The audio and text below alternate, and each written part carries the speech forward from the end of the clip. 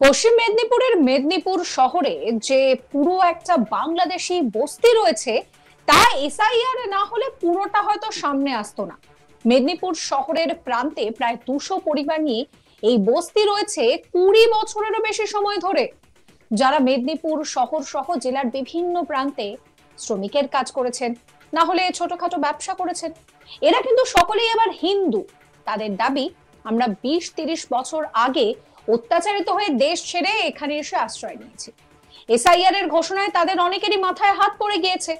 সোমবার 3রা নভেম্বর সকাল থেকেই তাদের বাড়িতে বাড়িতে হাজির হলেন বিজেপি নেতারা। প্রতিটি বাড়ি ঘুরে বিজেপি নেতারা আশ্বাস দিলেন, আমরা আপনাদের সব ধরনের সাহায্য করে দেব। এলাকায় ক্যাম্প করে সিএএ তে আবেদন করবেন, নিশ্চিন্তে থাকতে পারবেন, বৈধতা দেওয়ার ব্যবস্থা করে দেওয়া হবে। মেদিনীপুর পৌর এলাকার 1 নম্বর ওয়ার্ডেই রয়েছে এই পাড়া।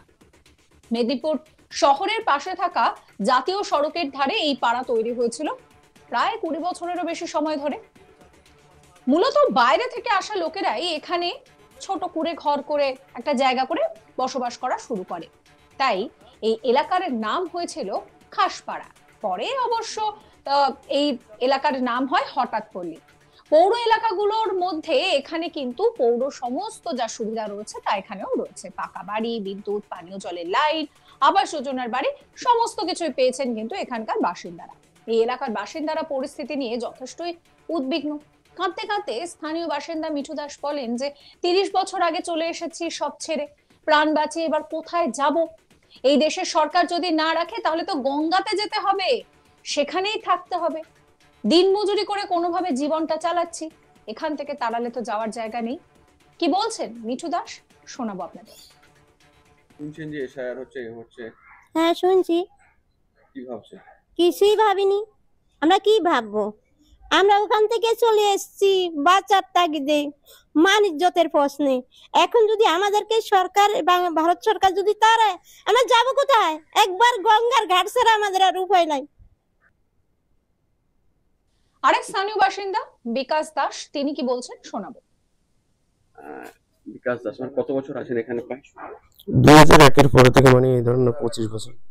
25 বছর আছে। তো আপনি আগেকার বাসিন্দা কোথায় ছিলেন? আগে বাসিন্দা বাংলাদেশের। বাংলাদেশের কোথায়? বাংলাদেশের ভোলা জেলা। তো হঠাৎ ওখান থেকে এখানে এলেন কিভাবে? ওখান থেকে আসার আমাদের একটাই কারণ, যখন বাংলাদেশে যখন গন্ডগোলটা বাজে, হিন্দু মুসলিম সাম্প্রদায়িক দাঙ্গাটা বাজে, তখনই আমরা চলে যাচ্ছি। আমাদের ফ্যামিলির এই কজন আমরা চলে যাচ্ছি। এসে প্রথমে কি করতেন এখানে? প্রথমে ভাড়া করেছিলাম, ভাড়া এদিক সেদিক ছিলাম, তারপরে আস্তে আস্তে জায়গাটা কিনলাম, তারপরে এই সব কিছু পেলাম আর কি, না ভোটার কার্ড হলো আস্তে আস্তে। কিভাবে এসেছিলেন? হ্যাঁ, কিভাবে এসেছিলেন? লোক মারফত চলে যাচ্ছে। এখন এখানে এসে কতজন প্রায় বাংলাদেশি আপনার মতো আছেন? প্রায় সেটা তো ধরেন আমি বলতে পারবো না কতজন আছে অনেকেই আছে, এর ভিতরে অনেকেই আছে। এসআইআর হওয়ার পর কিছুটা সলভ হয়ে কাজ করছে না, আমাদের ভয়ের কিছু, আমার ভিতরে অন্তত ব্যক্তিগত ভয়ের কিছু নেই, কারণ যেহেতু সরকার একটা আশ্বস্ত করেছে আমাদেরকে, তাহলে এখানে ভয়ের কি আছে।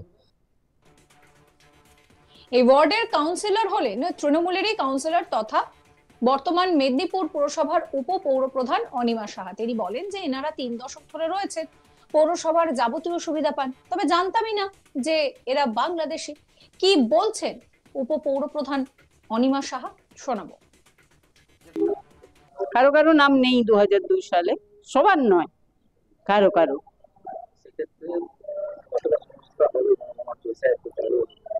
এসআইআর চালু হচ্ছে, তারাও ভীত সন্ত্রস্ত, এবং আমরা তাদেরকে বলছি যে ফর্ম টর্ম গুলো ফিল আপ করার জন্য। এবারে যে অরিজিনাল ডকুমেন্টস দিতে না পারবে তার নাম থাকবে না, সেখানে তো আমরা কিছু করব না। তবে আমরা সাধারণত চেষ্টা করব বৈধ ভোটারের যাতে একটারও নাম বাদ না যায়।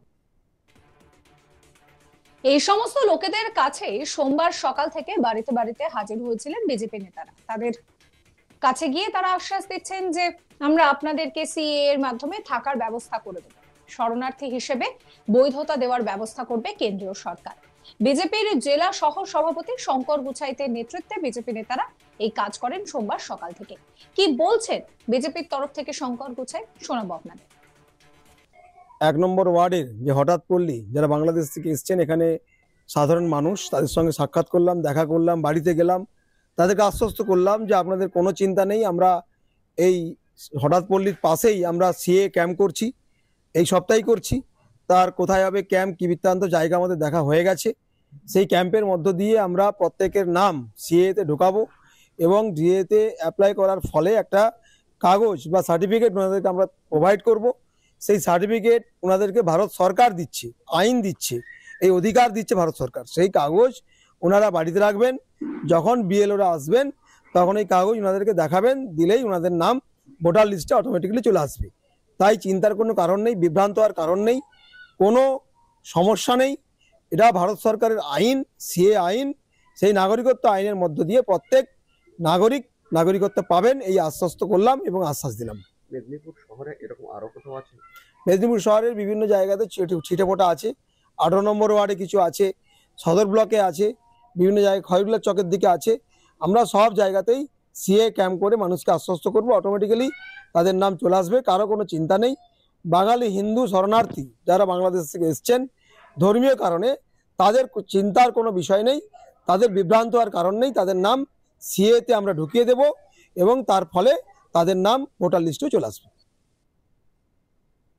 যদিও এই বিষয়ে বিজেপির জেলা সভাপতি সুজয় হাজরা বলেন যে আপনারা বিজেপির যে পাতা ফাঁদ রয়েছে তাতে কেউ পা দেবেন না। সিএএ তে ফর্ম ফিল আপ করা মানেই আপনারা নিজেই স্বীকার করছেন যে আপনারা বাংলাদেশী। মমতা ব্যানার্জির ওপরে পুরোপুরি ভরসা রাখুন। কি বলছেন সুজয় হাজরা, শোনাবো। হঠাৎ পল্লীতে প্রায় শতাধিক পরিবার, তো ওরা আতঙ্কিত। তার উপরে বিজেপি নেতারা সকালে গিয়ে বলেছে যে আশ্বস্ত করছেন সিএ পোর্টালে নাম তুলে নাগরিকত্ব। আমি আপনাদের ক্যামেরার মধ্য দিয়ে হাত জোর করে সবাইকে অনুরোধ করব, বিজেপির পাতা ফাঁদে কেউ পা দেবেন না। সিএ ফর্ম ফিল আপ করা মানে আপনি নিজে থেকেই স্বীকার করে নিচ্ছেন আপনি বাংলাদেশি। এই ভুলটা কেউ করবেন না।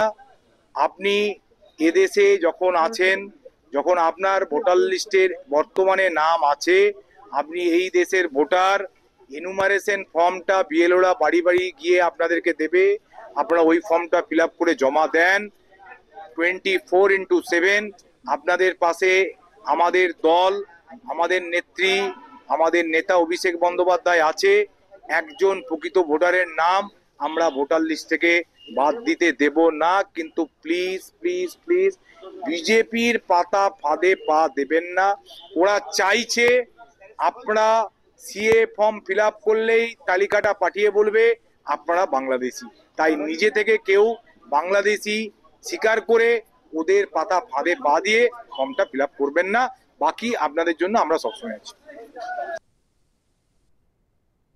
সমস্ত খবরের আপডেটের জন্য আপনাদের নজর থাকুক আজ তাক বাংলা। চ্যানেলটিকে সাবস্ক্রাইব করবেন, নোটিফিকেশন পেতে বেল আইকনে ক্লিক করবেন, ফলো করতে ভুলবেন না আজ তাক বাংলার হোয়াটসঅ্যাপ চ্যানেল।